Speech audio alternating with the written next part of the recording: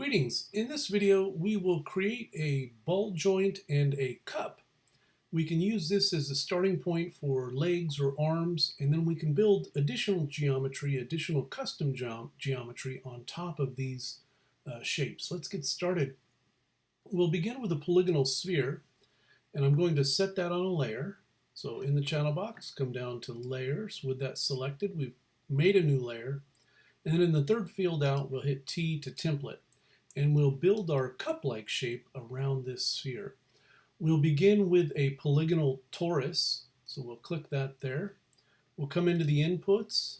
Our radius is 0.25, our subdivision axis is 8, and our height is 6. And then we're going to rotate this up 90 degrees on the X so that it's facing Z forward. So rotate X 90, section radius 0.25, axis and height 8 and 6. We can come and take a look in the orthographic view, and we can see that we'll scale this up just a bit, right? Just to fit that sphere. You can hit the 3 key and see how that's fitting. Now we want to widen it on the bottom to give us that cup-like shape. If I were to just come and grab vertexes, you could get this to work, and you could work with the vertexes, but using a lattice deformer is actually a little more practical. We'll come and we'll, with the torus selected as an object, and we're in the modeling mode, we'll come to Deform Lattice. And if it's been a while since you've used a lattice or you're unfamiliar, we have lattice points. It gives us fewer points to control a greater number of points. So when I scale those 4 out, you can see that it's affecting all the vertexes of that torus, and it's doing so uniformly. So anytime you want to get a uniform generalization of a shape, you can use a lattice deformer to do that. I'm going to hit undo just because I actually want one extra division on the T right in the middle. So I'll reselect, we'll scale that out, and the reason I wanted that extra one is so I can come back and select just those two and then move those down, and this gives us that rounded cup shape that we're after, so that the ball will fit in there and be stuck in there, won't come out. Now when you're done using your deformers, if you just delete, the shape will snap back to its original.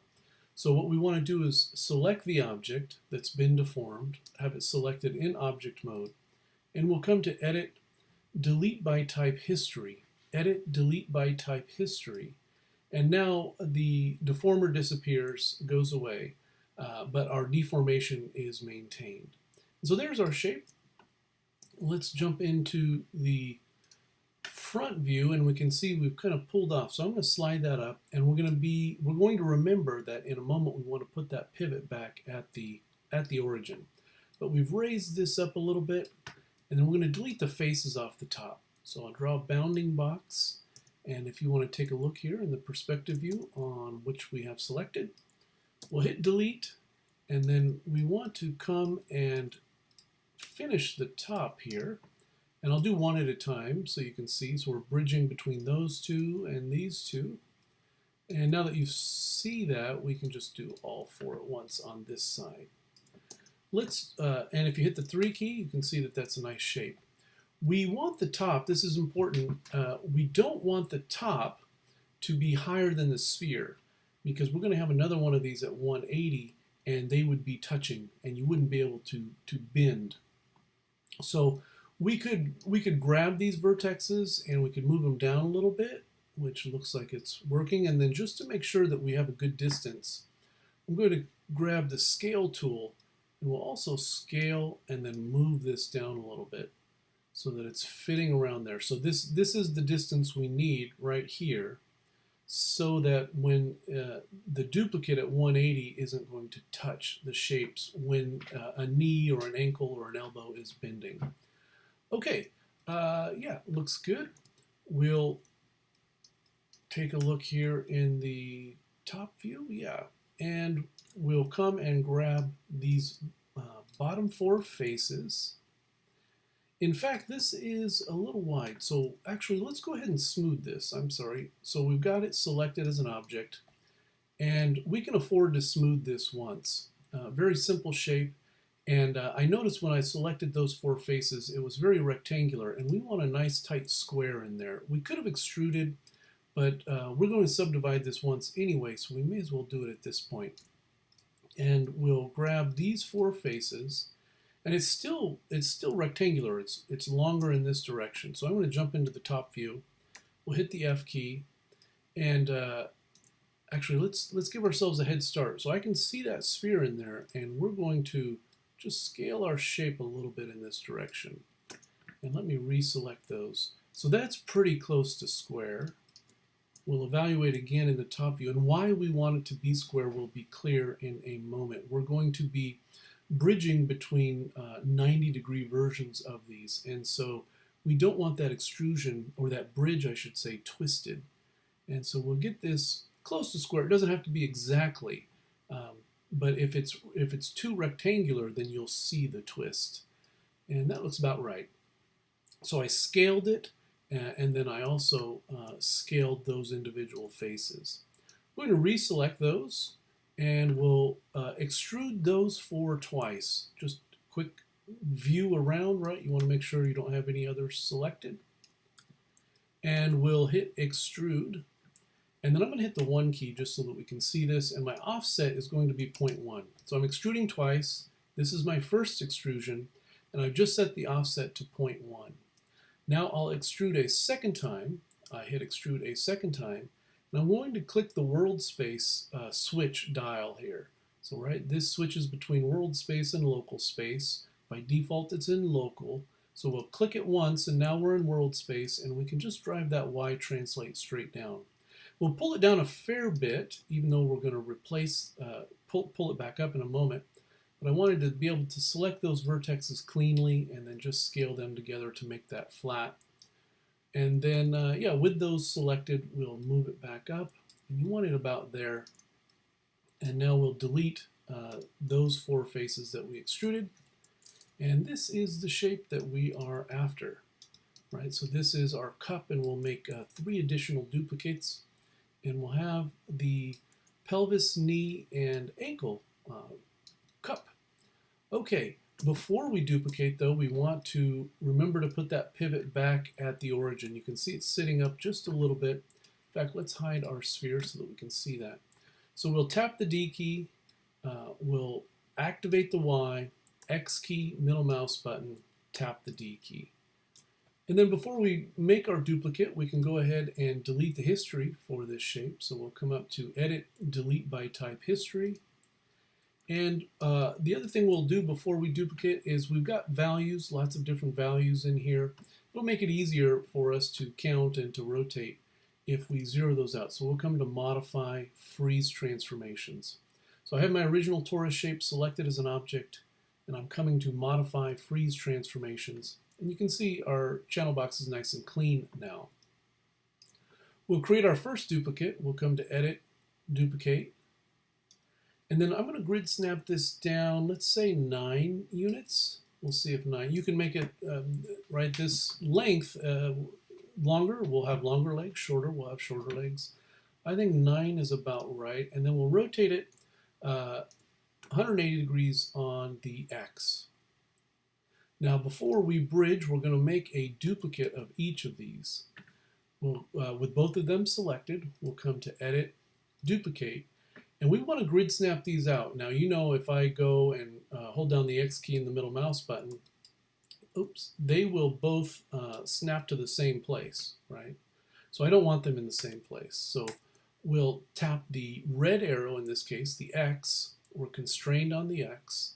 And then the X-axis, and then I'll hold down the X key, or shortcut for grid snapping, and middle mouse button, just tap that grid, and they're limited right on the X, but they're sitting on this grid. This is important that they're on a grid. The distance out doesn't matter, only that there's a whole number on that X there.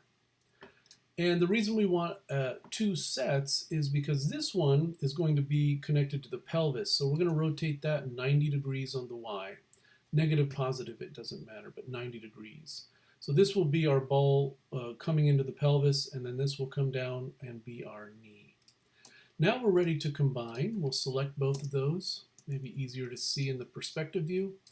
and we'll come to the modeling toolkit and we'll hit combine, and then we'll double click this edge, hit the 4 key so you can see that, shift double click this edge, right, corresponding edge, and we'll hit bridge, and then we're going to add 2 divisions. And so now you can see, right, because we had that square, there's no twisting, even though it's been rotated 90 degrees. If this was rectilinear, if it was more rectangular, you would see the twisting. And so we've avoided that by making it pretty close to square. Now we'll do the same on these two. We'll select them, we'll hit combine, we'll double click the edge, shift double click the edge, we'll hit bridge, and then we'll hit divisions 1 and 2. We'll pull off and we'll take a look at those, and we've got our shapes. Now in the orthographic front view, let's make sure our pivot is up here so that we can snap it down precisely. So that new shape, the combined shape with the new bridge, puts the pivot automatically in the middle. So I'm going to tap the D key, and we'll slide that up, and then X key, middle mouse button, and then D key. And we want that there, again, so that our joints are easy to position. We can use the grid to place our joints. We're going to grid snap this down, and that's where our knee will be. So those are the shapes. If you haven't been incrementing and saving, this is a good place to do so. I'm going to bring back my sphere, and I was being careful not to delete all history because this still had its history, and I need to change the divisions to 10 and 10. Now, if you had deleted all your history, you could just delete this sphere and create a new one. And I'll just go ahead and do that. So we'll create that. Our subdivisions are 10 and 10, right? And that's a history. So if you deleted all your history, you wouldn't have that available. But I just created a new one here anyway. We're going to rotate it onto its side so that the poles are facing sideways. We'll hold down the J key, and that's 90 on the Z. So I've got a sphere here, 90 on the Z, subdivisions 10 and 10. I'm going to duplicate this, edit, duplicate, and we'll grid snap this up 2 units. And then we're going to combine these together. I'm going to hit the F key just so that that's centered and we can see a little bit better. And I'll come to the modeling toolkit, and I want to select faces on both of these at the same time. And right, if I just right click on it, I'll only get the faces for the one I'm on top of. So with both of those selected in object mode, I can click here, and then it switches them both. Now let's make this face selection in an orthographic view. I'm going to draw a bounding box, and that should be 4 and 4. Yes, so this is the 4 faces times 2, 8 faces. And we'll hit delete. And then we're going to combine these two in object mode. We have them selected as objects. And we'll come and hit combine. And then we'll double click this edge, shift double click this edge, and we'll hit bridge. And then if you hit the 3 key, you can see that nice looking shape that you get there. If you wanted to maybe contour this a little bit, I'm going to come back to the 1 mode. I'm going to use my multi-cut. My snap step is 50. You know that the new edge is control key, and then shift key engages that 50%. With that new edge, I'll hit the Q key or manually select your select tool.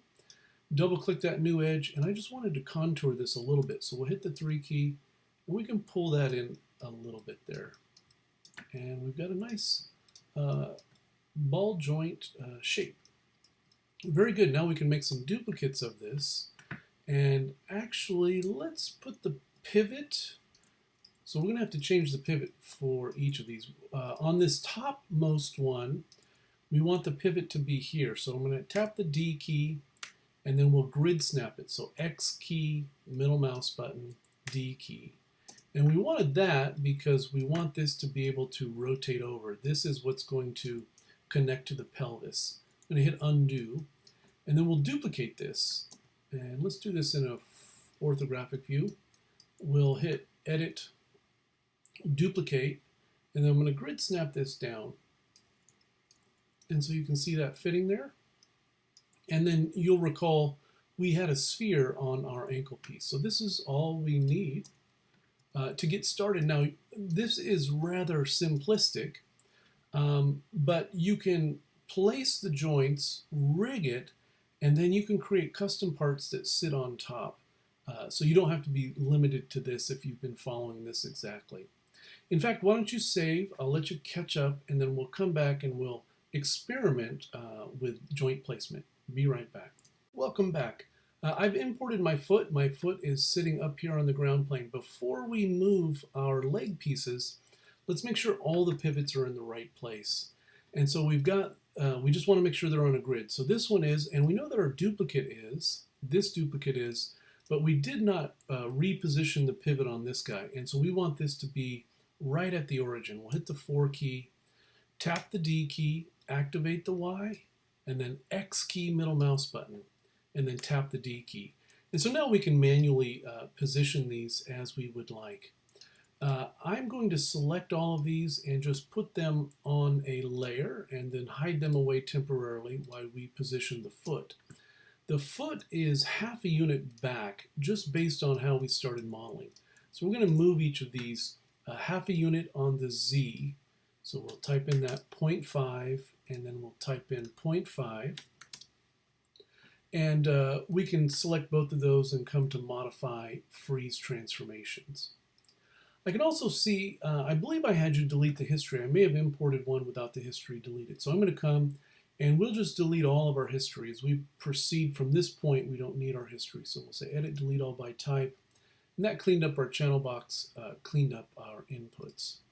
Okay, now let's position our leg pieces. We'll do this in the orthographic view. We'll hit the F key. And we can grab all of those. But because we made the effort to position these, I'm just going to actually arbitrarily move these, and we'll position them one at a time. So we'll grid snap this up. That's where we want that. We can grid snap this, right? That's why we were so careful with the pivot. We'll grab this one and we'll grid snap it up, and we'll grid snap this one up. And so there is our leg, or rudimentary leg. And as I mentioned, it'll allow us to put all the pivots down, and then you can build additional geometry on top. Let's talk about laying down our joints. Let's move this over. We can figure out where we want the leg. And let's say we'll put it on a grid, but let's say 4 units over or 5 units over. And so we'll tap that and then just X key, middle mouse button. And that's about the distance we want. And then this piece here is the one that's rotated. And we'll rotate this 40. You could rotate it 90. I think it'll be more interesting. I'm going to rotate that at 45 degrees. So here is our leg offset. And if you want to just look at that in wireframe. Okay. Now, we made that effort to put everything on the grid. We can see that it's on a grid, and this makes our life easy because we can come into the rigging mode and then just grid snap our joints. So we're going to come to skeleton, create joints. Even though we're grid snapping, we just want to make sure that it's straight up and down, so we'll use orient joint to world. And we're going to grid snap. Right, so there's our first joint.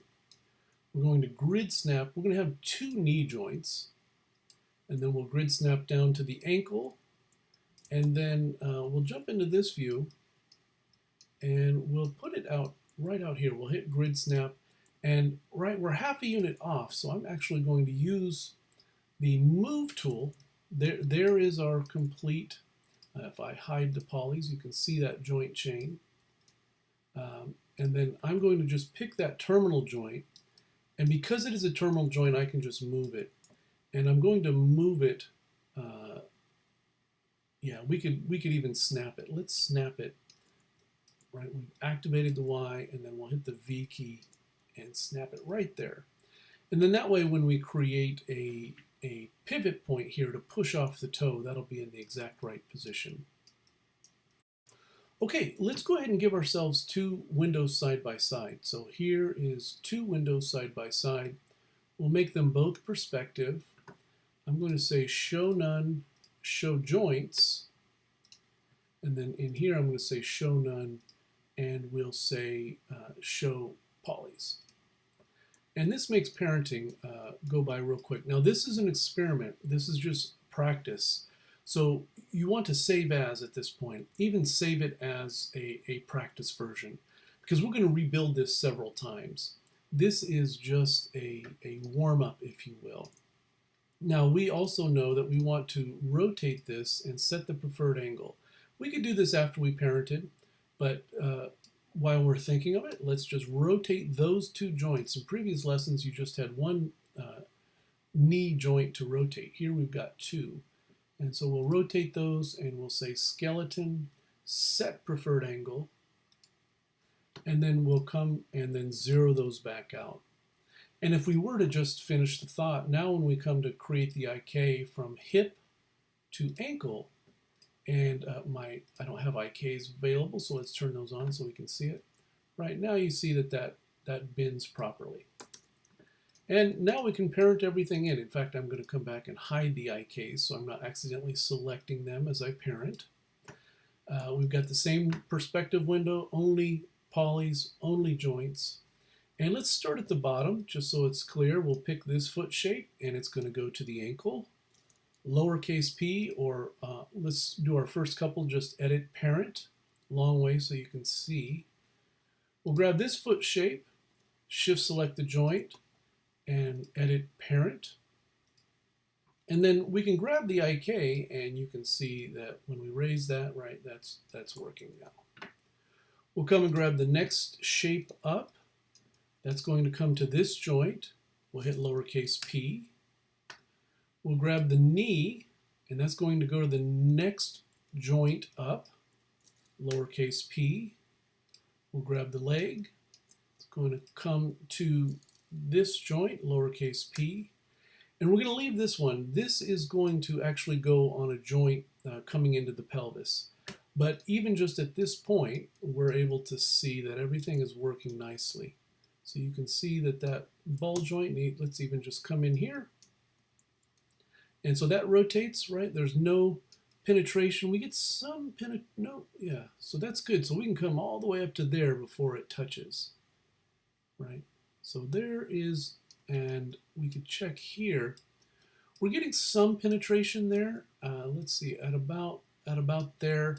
Now, we could make this a little bit longer since we haven't created the joints yet. And this is part of that idea of experimenting, laying out the joints and seeing if your rig actually works. And unfortunately, I've got some penetration. We could move those vertices over. We can or make this a little bit longer. But that's why we're experimenting with our pieces, and we can see that our ankle is working fine in there. Yeah, and right, you've got that other version saved without it parented, and as you went on to continue modeling, you could go back to there. This was just an experiment to see what we needed to do, and now we know that we need to either elongate that or maybe use a little soft select and push that over. All right, questions in the discussion forum. We'll be back and in an upcoming video, and we'll continue working on our robot rig and robot models. Okay, have a good one.